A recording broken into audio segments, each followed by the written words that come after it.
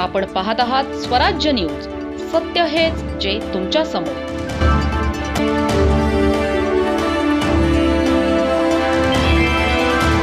धुळे जिल्ह्यातील वनपट्टाधारक आदिवासी शेतकऱ्यांनी शासनाकडे महत्त्वाची मागणी केली आहे।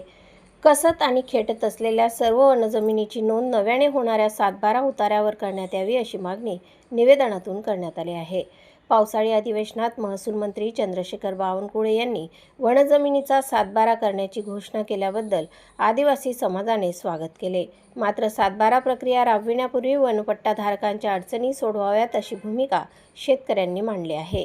सध्या प्रमाणपत्रावर नमूद क्षेत्र आणि प्रत्यक्ष कसत असलेली जमीन यात मोठी तफावत असल्याचा आरोप करण्यात आला आहे।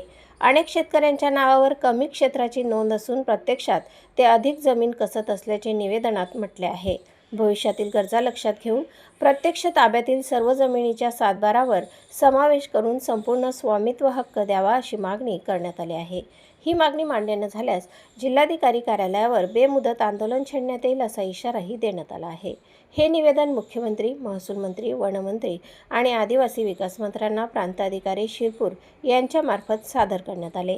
यावेळी बिरसा आर्मीचे राज्याध्यक्ष मनोज पावरा, बिरसा ब्रिगेडचे विभागीय अध्यक्ष सुंदर पावरा, युवा काँग्रेस तालुकाध्यक्ष गेद्या पावरा यांच्यासह सकाराम पावरा, प्रवीण पावरा, योगेश पावरा, शिवाजी पावरा, रेवसिंग पावरा, हमऱ्या पावरा, अनुभव युवा मंचचे जितेंद्र राठोड आणि शिरपूर तालुक्यातील अनेक आदिवासी शेतकरी उपस्थित होते।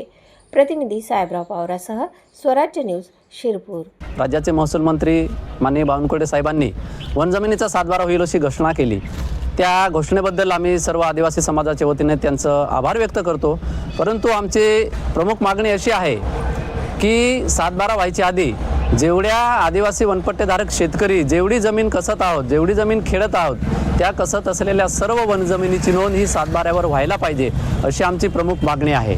या मागणीसाठी आज आम्ही राज्याचे मुख्यमंत्री, महसूल मंत्री, वनमंत्री आणि आदिवासी मंत्री यांना निवेदनाच्या माध्यमातून आम्ही खेळत असलेल्या सर्व जमिनीची नोंद 7/12 व्हायला पाहिजे अशी मागणी आम्ही करत आहोत। जे आम्ही वन जमिनी वर्षानुवर्ष खेळत आलेलो आहेत, आमच्या 4-5 पिढ्या खपून गेलेल्या आहेत आणि हीच धास होती की केव्हा तरी आमचं 7/12 उतारा मिळेल, आम्ही बी शेतकरी वर्गामध्ये गणलं जाईल, आम्हाला विविध शासनाच्या ज्या योजना आहेत त्या मिळाल्या पाहिजे, ह्या सर्व गोष्टी होत्या।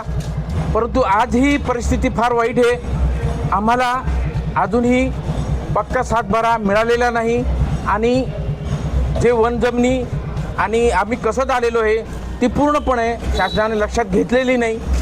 त्याच्यात काही जमिनी ती प्रमाणपत्रावर आहे, पण ती सर्व एकूण आम्ही जो कसत आहे त्यांच्या नावे झाली पाहिजे। त्या पद्धतीचे 7/12 उतारे मिळाले पाहिजे। शासनाची विविध योजना आहे ते त्यानुसार मिळाले।